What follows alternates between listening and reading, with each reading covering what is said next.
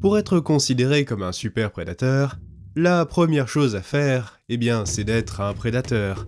Merci Captain Obvious. Mais ce terme désigne surtout les rois d'un certain environnement. Car oui, certaines créatures sont tellement puissantes qu'elles peuvent en théorie tuer n'importe quel autre animal de leur écosystème. On pourrait se demander pourquoi ces créatures sont souvent plus petites que leur proie. Tout simplement car les herbivores récupèrent leurs calories directement à la source, chez les producteurs d'énergie. Tandis que les carnivores, eux, doivent compter sur l'énergie qui a été convertie par les herbivores en viande, avec beaucoup de pertes au passage. 90% des calories de base sont donc perdues en déchets, en métabolisme, etc. Là où je veux en venir, c'est que ceci conduisit à une grande différence de taille entre proies et prédateurs, forçant ces derniers à développer tout un tas d'armes, toutes plus terribles les unes que les autres. Mais quelquefois au cours de l'histoire de la vie, un nouveau genre de carnivore décide de pousser le délire un peu trop loin, développant des armes adaptées pour tuer uniquement des proies de très grande taille. Or, il y a quelques millions d'années, un adorable petit minou décida de devenir non pas le roi de la jungle, mais le roi de l'âge de glace. Voici le Smilodon, ou tigre à dents de sabre. Grâce à son apparence unique et ses gigantesques canines, le Smilodon est l'un des animaux préhistoriques les plus connus du grand public. Ceci notamment amplifié par son apparition dans divers médias, tels Diego dans l'âge de glace. Or, malgré que tout le monde sache désormais qu'il s'agissait d'un félin, il n'en a pas toujours été ainsi. À sa découverte, il y a 160 ans au Brésil, les paléontologues crurent d'abord qu'il s'agissait d'une très grosse hyène. Cette erreur semble être due à ses carnassières imposantes, ressemblant à celles d'une hyène moderne. Notre gros chat fut donc nommé à tort Yaena neogaea. Heureusement pour ce pauvre Smilodon, d'autres paléontologues se rendirent compte que cela ne tenait pas quand d'autres fossiles furent découverts. Au cours des années qui suivirent, des dizaines d'ossements furent retrouvés, incluant des os des pattes, des morceaux du crâne et, surtout, des canines proprement gigantesques. Avec tous ces nouveaux fossiles, il devint évident qu'il ne s'agissait pas d'une hyène, mais plutôt d'un nouveau genre de félidés particulièrement massif et bien plus puissant que n'importe quel félin actuel. Ainsi, les paléontologues renommèrent cet animal Smilodon populator.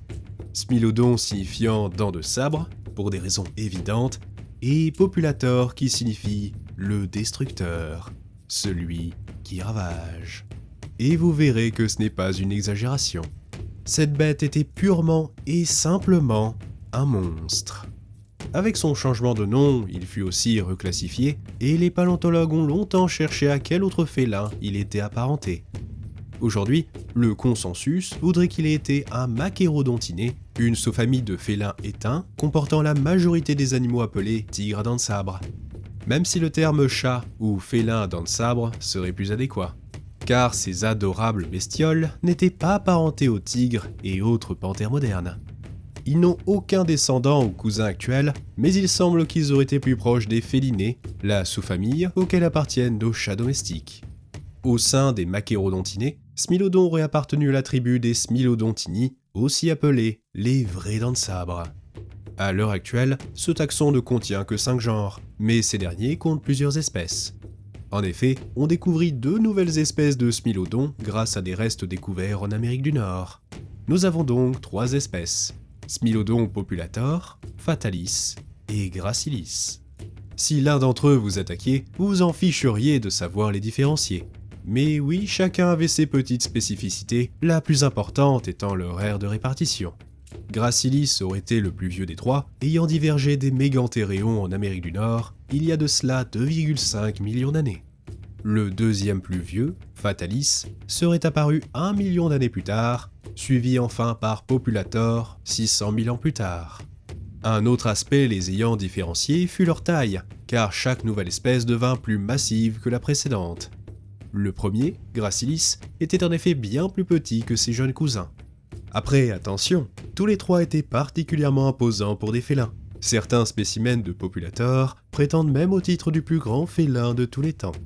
À l'heure actuelle, les paléontologues estiment que Gracilis aurait été aussi massif que nos jaguars modernes, le 3e plus gros félin actuel après les tigres et les lions.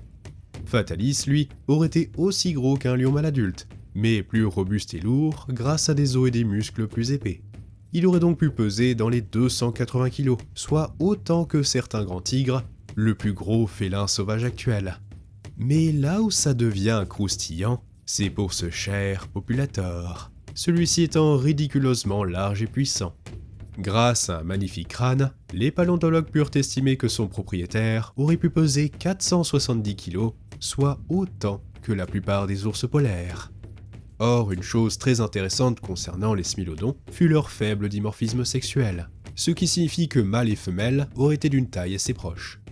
Autrement dit, les individus de très grande taille auraient été plus communs que chez ses cousins du genre Panthera.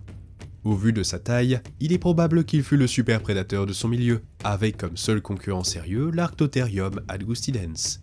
Mais les smilodons n'étaient pas juste de très gros matous, car comme dit précédemment, ils étaient aussi extrêmement robustes, un élément qui indique que ce chat n'était pas du genre à manger des croquettes. Pour être plus précis, ces félins possédaient tous les trois une ossature bien plus robuste que nombre de leurs cousins, le tout recouvert d'épais muscles. L'os et les ligaments associés aux talons étaient particulièrement développés, signifiant qu'ils étaient d'excellents sauteurs. Une aptitude qui les aurait aidés à accéder plus facilement aux points faibles de leur proie. Et bien que personne ne puisse attester de ces talents d'acrobates, il semble plausible qu'ils auraient surpassé les lions, certains déjà capables de sauts dépassant les 4,50 m de haut. Une autre partie du corps particulièrement développée fut ses avant-bras. Naturellement, tout grand félin dispose de pattes avant très musclées, permettant de s'accrocher et de maintenir une proie se débattant. Mais les smilodons poussèrent cette caractéristique à un tout autre niveau. Leurs avant-bras étaient au moins 20% plus épais que ce que l'on pourrait attendre chez un félin actuel de même taille.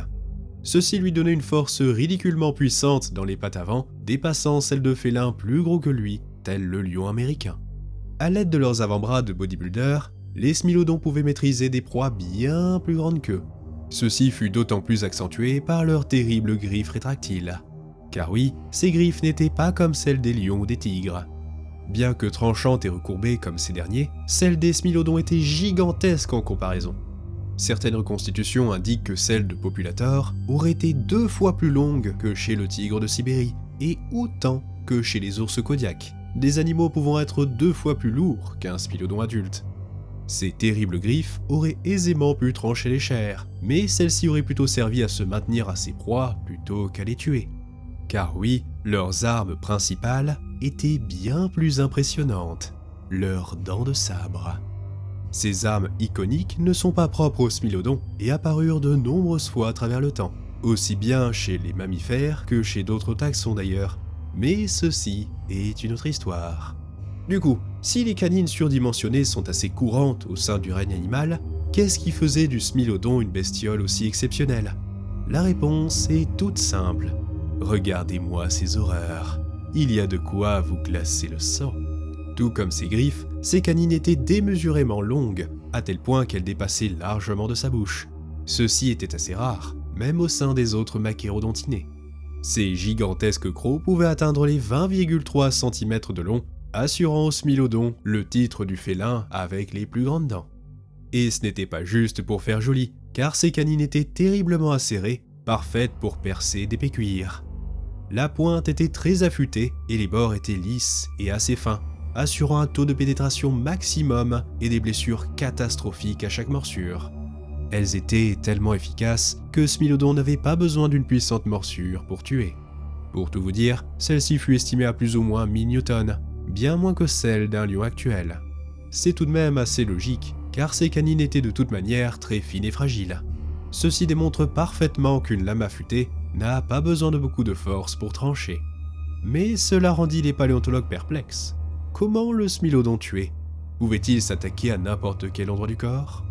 Ceci amena de nombreuses hypothèses sur comment ils utilisaient ces fameuses canines. L'une des plus populaires serait qu'ils utilisaient la végétation pour tendre les embuscades, puis sauter sur leur proie, tenter de les maîtriser avec leurs bras robustes, avant de les mordre au ventre, détruisant de nombreux organes et causant des hémorragies mortelles. Bien qu'assez plausible de prime abord, une nouvelle hypothèse fut proposée, celle-ci tout aussi salissante, assurant qu'ils chassaient plus comme nos félins actuels, visant ainsi la gorge, afin de transpercer la trachée et la carotide. Au moins ça avait le mérite d'être rapide. D'autres études semblent indiquer qu'il pouvait ouvrir sa gueule à 120 degrés, soit 2 fois plus que vous et moi, indiquant qu'aucune gorge n'était à l'abri. Ces dents, couplées à leurs griffes et leur stature, faisaient des smilodons de terribles prédateurs. Mais sa force brute n'était pas son seul atout, car des scans de sa boîte crânienne révélèrent qu'il avait une excellente coordination, ainsi qu'une ouïe et une vue très performantes. Ceci encore augmenté par l'orientation de ses yeux, assurant une excellente perception des distances. Et la cerise sur le gâteau fut leur vitesse, car la plupart des fossiles retrouvés avaient des dégâts assez importants au niveau du sternum, ceci probablement lié à de brutales collisions durant la chasse. Tous ces traits, combinés à leur arsenal, permirent aux 3 espèces de smilodons d'abattre de très grandes proies. Et celles-ci variaient grandement selon l'espèce. En Amérique du Nord, surtout peuplée par Fatalis, ils auraient chassé diverses espèces de bisons, chameaux, Glyptotherium, pécaris, lamas et occasionnellement des mastodontes et des mammouths de côlon, les plus grands animaux d'Amérique à l'époque. Pendant ce temps, en Amérique du Sud, Populator chassait surtout des toxodontidés, lithopternes, glyptodontes, chevaux, camélidés et même des caïmans. Bien que nous sachions que ces animaux étaient victimes de ces félins, nous ne savons pas vraiment lesquels étaient leurs proies de prédilection. En effet, cela dépend grandement de si Smilodon était un animal social ou non. Une vie de meute signifierait qu'il pouvait s'attaquer plus souvent à de très grands herbivores. Et il existe quelques indices, notamment au fameux puits de goudron de La Brea, en Californie. Ces puits sont souvent appelés des pièges carnivores, car de pauvres herbivores s'embourbaient parfois dedans, attirant ainsi les prédateurs qui finissaient aussi piégés. Ainsi, 90% des ossements de La Brea appartiennent à des prédateurs. Les smilodons y étaient particulièrement nombreux, étant les seconds animaux les plus abondants, avec plus de 160 000 ossements attribués à ce félin. Ceci semble bien démontrer que les smilodons vivaient en meute. Tout comme les félins sociaux modernes, les membres du groupe auraient pu tenter d'aider leurs camarades, se retrouvant piégés à leur tour. Un autre indice fut ce que certains appelèrent une forme de soin. Certains paléontologues relevèrent que quelques fossiles de smilodons arboraient des marques liées à de graves blessures, des handicaps qui auraient signé leur arrêt de mort sans le soutien d'une meute. Un exemple souvent cité est le cas d'un individu ayant souffert d'une dysplasie des hanches durant sa jeunesse, mais qui parvint tout de même à atteindre l'âge adulte. Bien sûr, d'autres paléontologues pensent qu'ils auraient été solitaires, car la plupart des squelettes furent retrouvés isolés les uns des autres. Bon, dans tous les cas, les smilodons furent parmi les prédateurs les plus prospères d'Amérique, mais ils étaient loin d'être les seuls. En effet, ils vécurent avec de nombreux carnivores iconiques de l'âge de glace. Ses concurrents directs furent le lion américain et le loup sinistre, des analyses isotopiques démontrant qu'ils s'attaquaient aux mêmes proies. Bien que les loups d'Irus avaient le nombre et le lion américain avait la force, Smilodon fatalis semblait bien tolérer cette compétition. Peut-être était-ce grâce à ses gigantesques canines visibles de tous, intimidant les autres prédateurs. Après tout, aucun d'entre nous ne ferait le fier face à un tel monstre. En ce qui concerne son grand cousin, le lion américain, ces 2 matous devaient s'éviter car un combat entre 2 était trop risqué, mais il est probable que des conflits devaient éclater de temps en temps autour des carcasses. Et dans le cas du loup sinistre, eh bien le rapport de force semblait plus en faveur des smilodons. Les ossements retrouvés autour de La Brea suggèrent que ces canidés cédaient souvent leur prise aux félins. Outre les chiens et les chats, les smilodons côtoyaient aussi des ours, et pas n'importe lesquels, les ours à face courte. Arctodus en Amérique du Nord et Arctotherium en Amérique du Sud. Ces bêtes étaient souvent bien plus grosses que les smilodons, même Populator, certains aussi gros que Ceratosaurus, voire Calosaurus. Bien que colossaux, ces derniers étaient plutôt omnivores, limitant ainsi les conflits. Même s'il est possible que dans le cas spécifique d'Arctotherium angustidens, les conflits devaient être assez courants durant leurs 200 000 ans de cohabitation. Qui sait, peut-être est-ce Smilodon qui poussa cette bête à disparaître. La question de ses interactions avec les autres prédateurs est très intéressante, mais il existe un autre mystère de taille. Comment faisait-il pour manger avec de tels chicots ? Eh bien, à cause de leurs gigantesques canines, ils ne pouvaient clairement pas manger par l'avant comme la plupart des animaux. Toutefois, la nature est bien faite, et des dents plus à l'arrière, les carnassières, étaient particulièrement grosses pour un félin, permettant de couper la chair aisément. Ce sont d'ailleurs ces mêmes dents qui firent croire aux paléontologues que Smilodon était une hyène, au vu de la taille de celle-ci. Ainsi, ils auraient simplement mangé par le côté, outrepassant leurs canines démesurées.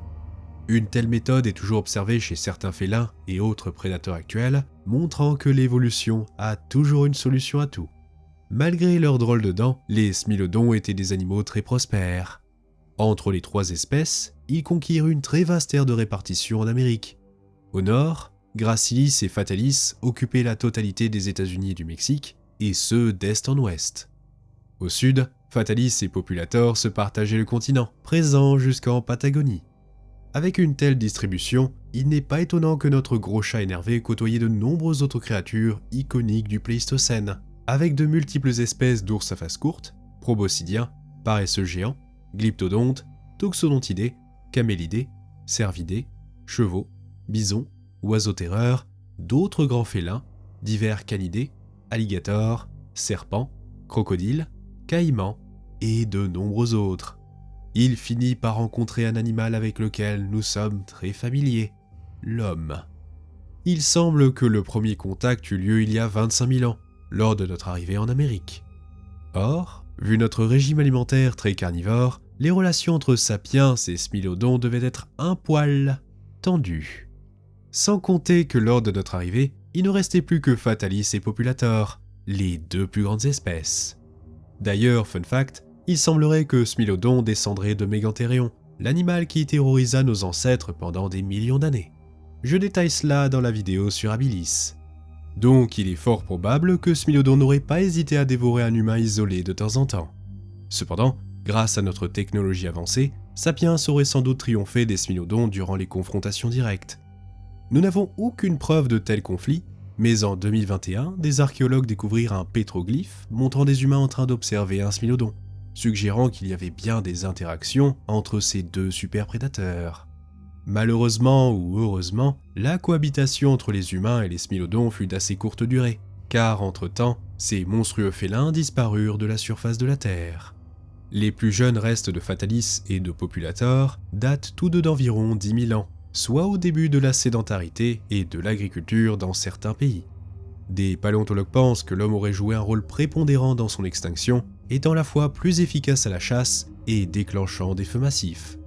Après, bien que la plupart des scientifiques s'accordent sur le fait que l'arrivée de Sapiens fut délétère pour les Smilodons, il existe de nombreux débats sur l'impact réel de notre espèce. Une idée répandue serait qu'il s'agisse plutôt de l'extinction des grands herbivores de l'âge de glace, entre le Pléistocène et l'Holocène, qui en serait la cause.